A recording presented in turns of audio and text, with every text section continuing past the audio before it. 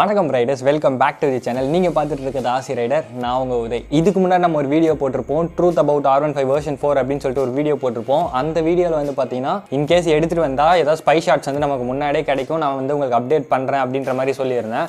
So அந்த வீடியோவில் வந்து ஒரு ஸ்பெஷல் எடிஷன் வரும், அப்படி இல்லைனா ப்ளூடூத் எடிஷன் வந்து கொண்டு வருவாங்க அப்படின்னு சொல்லிட்டு நம்ம ஒரு 4 மாதத்துக்கு முன்னாடி ஒரு வீடியோ போட்டிருப்போம். ஆப்வியஸாக அதுக்கப்புறம் வந்து ரெட் கலரும் வந்துச்சு, அதே மாதிரி வந்து ப்ளூடூத் எடிஷனும் வந்து எடுத்துகிட்டு வர மாதிரி அப்படின்னு சொல்லிட்டு சொல்லியிருக்காங்க. ஸோ அது வந்து ஒரு சைடு போய்கிட்டு இருக்கு. ஸோ இந்த டைமில் வந்து பார்த்திங்கன்னா வெர்ஷன் 4 அப்படின்னு சொல்லிட்டு புதுசாக சில லீக்ஸ், ஸ்பை ஷாட்ஸ், ஸோ இந்த மாதிரி வந்து நமக்கு வந்து கிடச்சிருக்கு அப்படின்னு சொல்லிட்டு சொல்லலாம். ஸோ இனிஷியலாக பார்க்கும்போது நிறைய பேருக்கு வந்து ஒரு டவுட் இருக்கும், ப்ரோ இது வந்து V3 மாதிரியே தான் ப்ரோ இருக்குது, டெயில் செக்ஷன் எல்லாமே V3 மாதிரி தான் இருக்குது அப்படின்னு சொல்லிட்டு நீங்கள் நினச்சிங்கன்னா டெயில் செக்ஷன்லேயே நிறைய டிஃப்ரென்ஸ் இருக்குது. நாங்கள் வந்து ஒரு 2-3 மணி நேரமாக 2 ஃபோட்டோஸை வச்சு கம்பேர் பண்ணி மண்டையை உடச்சி அந்த மாதிரி வந்து யோசித்து சில பல டிஃப்ரென்ஸ் வந்து நாங்கள் வந்து ஃபைண்ட் அவுட் பண்ணியிருக்கோம். அந்த டிஃப்ரென்ஸ் என்னென்ன அப்படின்னு சொல்லிட்டு இந்த வீடியோவில் பார்ப்போம். அதுக்கு முன்னாடி நிறைய பேருக்கு ஒரு டவுட் இருக்கும், ப்ரோ டெஸ்ட் ரைட் வெஹிக்கல்ஸாக இருக்கட்டும் இல்லை வந்து டெஸ்டிங் வெஹிக்கல்ஸாக இருக்கட்டும் எல்லாத்துக்குமே வந்து ரெட் கலர் நம்பர் பிளேட்ஸ் தானே இருக்கும், இதில் என்ன ஒயிட் கலர் இருக்குது அப்படின்னு சொல்லிட்டு நிறைய பேருக்கு டவுட் இருக்கலாம். எனக்குமே அந்த டவுட் இருந்துச்சு. பட் என்னென்னா டிசி அப்படின்ற அந்த ஒரு விஷயம் வந்து ஒரு டீலருக்காக இருக்கட்டும், அப்படி இல்லைன்னா டெஸ்ட் பண்ணுறாங்க அப்படின்ற பட்சத்தில் தான் வந்து அந்த ஒரு வேர்டிங்ஸ் வந்து கிடைக்குமே, நம்பர் பிளேட்டில் அந்த வேர்டிங்ஸ் வந்து கிடைக்கும். ஸோ அப்படி பார்க்கும்போது இவங்க ஃபேக்காக அது வந்து ப்ரொஜெக்ட் பண்ணியிருப்பாங்களா அப்படின்றது வந்து கேள்விக்குறி தான். அதையும் தாண்டி நிறைய சேஞ்சஸ் இருக்குது. ஸோ அது என்னென்னு தான் இந்த வீடியோவில் நம்ம வந்து ஃபுல்லாக பார்க்க போகிறோம். ஸோ நீங்கள் பார்த்துட்டு இருக்கிறது ஆர்சி ரைடர், இது பிரேக் டவுன்.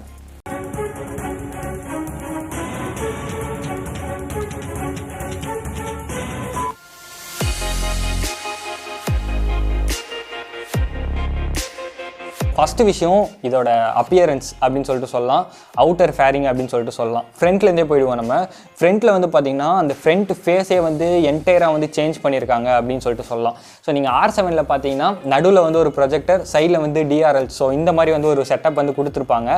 அதே மாதிரியான ஒரு செட்டப் வந்து இந்த இடத்துல நம்ம வந்து பார்க்க முடியும். இந்த ஹெட்லாம்ப்ஸ் வந்து பார்த்திங்கன்னா இந்த எம்டியோட ப்ரொஜெக்டர்ஸ்ன்னு தான் நாங்கள் நினைக்கிறோம். ஏன்னா வந்து கிட்டத்தட்ட சிமிலரான ஒரு லைட் செட்டப் தான் இருக்கும். Single unit multi projector something ஏதோ வரும்னு நினைக்கிறேன் அதுக்கு. ஸோ ஒன்றுமே இல்லாது, ஹை பீம் லோ பீம் ரெண்டுமே ஒரே ப்ரொஜெக்டரில் வந்து இன்டெக்ரேட் பண்ணியிருப்பாங்க. ஸோ அதுதான் எனக்கு எக்ஸாக்டாக அந்த டேர்ம் வந்து ஞாபகம் வரல, நான் வந்து கீழே வந்து அதுக்கு மென்ஷன் பண்ணுறேன் என்ன அப்படின்னு சொல்லிட்டு. ஸோ ஃப்ரண்ட் ஃபேஸ் எக்ஸாக்டாக வந்து R7 மாதிரி இருக்குமா அப்படின்னு சொல்லிட்டு கேட்டிங்கன்னா இன்ஸ்பைர்டு ஃப்ரம் R7. ஸோ எக்ஸாக்டாக இருக்குமா அப்படின்னு சொல்லிட்டு தெரியல, பட் அந்த மாதிரி தான் வந்து இருக்கும். அது கிட்டத்தட்ட அதை ரிசம்பிள் பண்ணும் அப்படின்றத வந்து நம்ம வச்சுக்கலாம். ஸோ இதுக்கு முன்னாடி ப்ரீவியஸாக இருந்த கம்ப்ளைண்ட் என்ன அப்படின்னு சொல்லிட்டு பார்த்தீங்கன்னா V3யோட ஹெட்லாம்ப் பவர் வந்து அந்தளவுக்கு இல்லை அப்படின்ற மாதிரி நிறைய பேர் வந்து நம்மள கம்ப்ளைண்ட் பண்ணியிருந்தோம். சில பேருக்கு அது அடிக்குவேட்டாக இருந்துச்சு, பட் இருந்தாலும் சில பேருக்கு வந்து அது பத்தாத மாதிரி இருந்துச்சு. ஸோ எனக்குமே வந்து அது பத்தாத மாதிரி இருக்கும், நான் வந்து வீடியோஸில் சொல்லியிருப்பேன் உங்களுக்கு.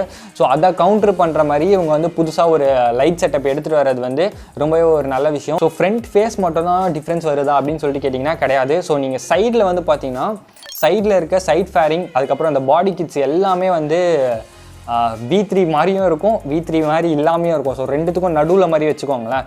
ஸோ இந்த இடத்துல வந்து உங்களுக்கு நான் கம்பேரிசன் இமேஜஸ் வந்து கொடுக்குறேன். லெஃப்ட் சைடில் நீங்கள் பார்த்துட்டு இருக்கிறது வந்து R15 வெர்ஷன் 3. ஸோ அதுக்கப்புறம் ரைட் சைடில் நீங்கள் பார்த்துட்டு இருக்கிறது புதுசாக மாட்டியிருக்க டெஸ்ட் ஷாட். ஸோ இதில் வந்து பார்த்தீங்கன்னா ஃபேரிங்கில் வந்து V3யில் வந்து ஒரு கேப் தெரியும், அந்த கேப் வந்து புதுசாக வர வண்டியில் வந்து இருக்காது. ஸோ இதை நீங்கள் நல்லா நோட் பண்ணிங்கன்னா 2 ஃபேரிங்கும் வந்து டிஃப்ரெண்ட்டாக இருக்கும். ஸோ ஆனால் சைட்லேருந்து பார்க்கறதுக்கு வந்து ஃபேரிங் இது ஒரு மாதிரி ஒரே மாதிரி இருக்குது அப்படின்றதையும் தாண்டி ரொம்ப நம்ம க்ளோஸாக நோட் பண்ணோன்னா நிறைய டிஃப்ரென்ஸ் அந்த ஃபேரிங்கில் நம்மளால் வந்து ஃபைன் பண்ண முடியும். அதே மாதிரி ஃபேரிங் கனெக்டிங் பாயிண்ட்ஸ் எல்லாமே வந்து டிஃப்ரெண்ட்டாக இருக்குது. ஸோ அதையும் வந்து நீங்கள் நோட் பண்ணுங்கள். ஸோ அதுக்கப்புறம் டேங்க்கில் நீங்கள் பார்த்தீங்கன்னா என்டையராக வந்து வேறு மாதிரி ஒரு டேங்க் இருக்குது. ஸோ V3யில் வந்து பார்த்தீங்கன்னா சைடில் டேங்க் வந்து ஒரு மாதிரி ஷார்ப்பான ஒரு எட்ஜ் வந்து அதுக்கப்புறம் ஸ்லிப்பாகி ஒரு கர்வ் வரும். ஸோ அது இல்லாமல் ஒரு கர்வ்டான ஒரு டேங்க் மாதிரி இருக்குது இதில் பார்க்குறதுக்கு. பட் அது இன்னுமே டீட்டெயில்டான இமேஜஸ் வந்தால் தான் நமக்கு தெரியும் அது வந்து டேங்க் எப்படி இருக்குது அப்படின்னு சொல்லிட்டு. ரியர் எண்ட்லேயுமே நிறைய டிஃப்ரென்சஸ் வந்து கொடுத்துருக்காங்க. இப்போ இருக்கிற V3 கம்பேர் பண்ணும்போது இந்த பைக்கில் வந்து கொஞ்சம் நிறைய டிஃப்ரென்ஸ் இருக்குது அப்படின்னு சொல்லிட்டு சொல்லலாம். என்னென்ன அப்படின்னு சொல்லிட்டு பார்த்தீங்கன்னா ஃபஸ்ட்டு விஷயம் மேலே இருக்க நம்ம கிராப் ரெயில்ஸ் இருக்குல்ல, ஸோ அந்த கிராப் ரெயில்ஸ் வந்து நீங்கள் நல்ல கீனாக நோட் பண்ணி பார்த்தீங்கன்னா ஷார்ப்பாக வந்து ஃபினிஷ் ஆகும். ஓகேவா. ஸோ சைடில் வந்து ஷார்ப்பாக வந்து ஃபினிஷ் ஆகும். இமேஜஸ் நான் கொடுக்குறேன். ஸோ அதே மாதிரி அந்த கிராப் ரெயில்ஸ் வந்து போய் எண்டாக வருது. V3ல வந்து சீட்டு கீழே கரெக்டாக போய் எண்ட் ஆகும். ஆனால் இதில் வந்து சீட்டு கீழே போய் எண்ட் ஆகலை.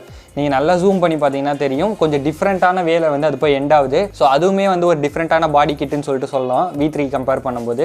பின்னாடி இருக்க மட்கார்டு வந்து பார்த்தீங்கன்னா V3ல வந்து நடுவில் வந்து ஒரு ஹம்ப் மாதிரி வரும், ஸ்பிளிட் ஆகி ஒரு ஹம்ப் மாதிரி வருது. ஸோ இப்போ கிடச்சிருக்க லீக்ட் இமேஜில் வந்து பார்த்தீங்கன்னா கொஞ்சம் ஃப்ளாட்டாக ஒரு கர்வ் மாதிரி வருது. ஸோ அதுவுமே பின்னாடி இருக்க ஒரு டிஃப்ரென்ஸ். ஸோ அதை தாண்டி வந்து பார்த்தீங்கன்னா டயர் ஹக்கர்ஸ் வந்து சேமாக தான் இருக்குது.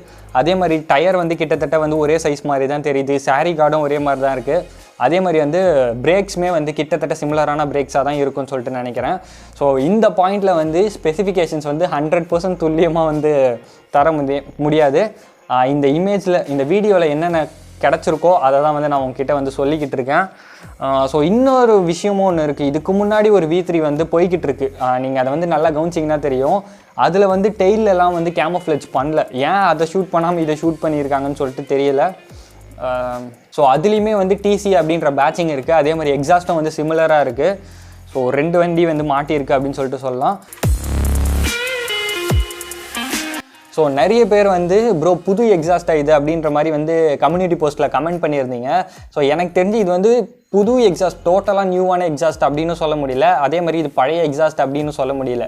ஏன் இந்த ரெண்டுத்துக்கும் நடுவில் நான் ஏன் ஒரு பதில் சொல்கிறேன்னா, ஸோ நீங்கள் நல்லா பார்த்தீங்கன்னா லைக் 2 எக்ஸாஸ்ட்டுக்கும் சிமிலாரிட்டியும் இருக்கும், அதே மாதிரி கொஞ்சம் டிஃப்ரென்ஸும் இருக்கும். ஸோ இதுதான் வந்து மேஜரான விஷயம். என்ன சிமிலாரிட்டி அப்படின்னு சொல்லிட்டு பார்த்தீங்கன்னா, எக்ஸாஸ்ட்டோட ஷேப் வந்து சிமிலராக தான் இருக்குது. 2 எக்ஸாஸ்ட்டுமே ஒரே ஷேப் மாதிரி தான் இருக்குது. அதே மாதிரி கேத்தலிட்டிக் கன்வெர்ட்டரோட பிளேஸ்மெண்ட்ஸ் வந்து பார்த்திங்கன்னா ஒரே இடத்துல தான் கொடுத்துருக்காங்க. ஆங்கிள்ஸும் வந்து ஒரே மாதிரி தான் இருக்குது. பட் எந்த இடத்துல டிஃப்ரென்ஸ் வருது அப்படின்னு சொல்லிட்டு பார்த்தீங்கன்னா, இந்த எக்ஸாஸ்ட்டோட எண்டு இருக்குல்ல, அதாவது டிப் இருக்குல்ல, ஸோ இந்த இடத்துல தான் வந்து நமக்கு வந்து டிஃப்ரென்ஸே வருது. ப்ரோ கலர் வேறு மாதிரி இருக்குது அப்படின்னு சொல்லிட்டு நீங்கள் நினச்சிங்கன்னா அதுவும் கிடையாது. அதுவும் நான் வந்து பார்த்தேன், அதுவும் கிடையாது. கொஞ்சம் செக் பண்ணி பார்த்தோம், அப்படியும் இல்லை. பட் என்ன பண்ணியிருக்காங்க அப்படின்னு சொல்லிட்டு என்னால் வந்து அதில் ஃபைண்ட் அவுட் பண்ண முடியல. ஸோ 2 பாசிபிலிட்டி இருக்குது. ஒன்று வந்து அதில் என் கேப்பே இல்லாமல் இருக்கலாம், இன்னொன்று வந்து டிப்பை மட்டும் ரீடிசைன் பண்ணியிருக்கலாம். ஸோ 2 விதமாக வந்து அவங்க வந்து பண்ணியிருக்கலாம்.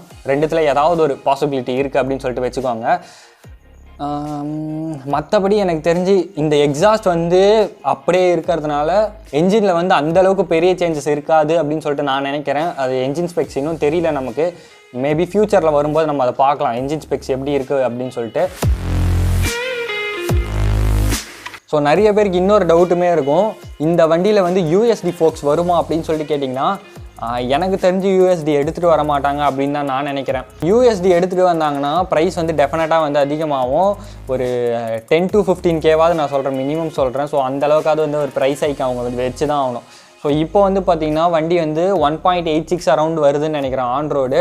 ஸோ அதில் வந்து ஒரு 10 to 15K வந்து அவங்க எக்ஸ்டெண்ட் பண்ணி அவ்வளோ ப்ரைஸ் ஹைக் பண்ணுறாங்க. நான் USDக்கு மட்டும் சொல்கிறேன், அவ்வளோ ப்ரைஸ் ஹைக் பண்ணுறாங்க அப்படின்றப்போ மீதி எல்லா ஹைக்கும் சேர்த்து வந்து ஒரு 18Kலேருந்து ஒரு 15 to 18K அந்த மாதிரி வந்துருச்சுன்னா 2 lakh அண்ட் அபவ் வந்து போயிடும் வண்டியோட ப்ரைஸு. ஸோ அந்த பட்ஜெட்டுக்கு வந்து ஒரு 150cc வந்து எடுக்கணுமா அப்படின்னு சொல்லிட்டு யோசிப்பாங்க நிறைய பேர். சில பேர் வந்து பரவாயில்ல நான் R15 தான் எடுப்பேன் அப்படின்னு சொல்லிட்டு இருப்பாங்க. பட் ஜென்ரலாக நம்மளால் அப்படி சொல்ல முடியாதுல்ல. ஸோ இது வந்து ஒரு பெரிய விஷயம், ப்ரைஸை வந்து ஃபிக்ஸ் பண்ணுறது அப்படின்றது வந்து ஒரு பெரிய விஷயம். ஸோ அதனால் வந்து USD எடுத்துகிட்டு வருவாங்களா அப்படின்னு சொல்லிட்டு கேட்டிங்கன்னா டவுட்டு தான். எனக்கு தெரிஞ்சு USD வராதுன்னு தான் நான் நினைக்கிறேன். மேபி வந்து ஃப்யூச்சரில் ஏதாவது இன்னுமே லீக்ஸ் வந்துச்சுன்னா வந்து பார்ப்போம். இந்த இமேஜில் வந்து USD இல்லை.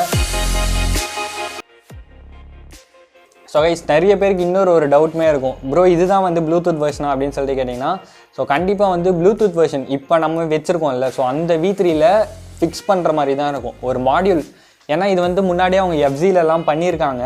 ஸோ ஒரு ஆக்சசரி, ஒரு மாடியூல் மாதிரி இருக்கும், சின்ன டப்பா மாதிரி இருக்கும். அதை எடுத்து நம்ம வண்டியில் வந்து ப்ளக் பண்ணும்போது அது வந்து ப்ளூடூத் எனேபிளாக வந்து மாறிடும்.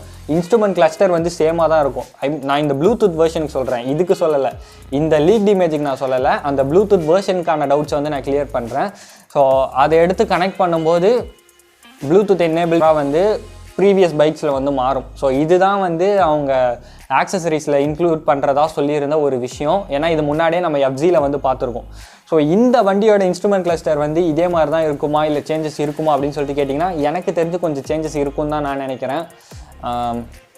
ஏன்னா டிப்பிக்கலாக வந்து Yamaha வந்து ஒவ்வொரு மாடல் அப்கிரேட் பண்ணும்போது இன்ஸ்ட்ருமெண்ட் கிளஸ்டரில் வந்து நிறைய சேஞ்சஸ் வந்து எடுத்துகிட்டு வந்துட்டு தான் இருக்காங்க.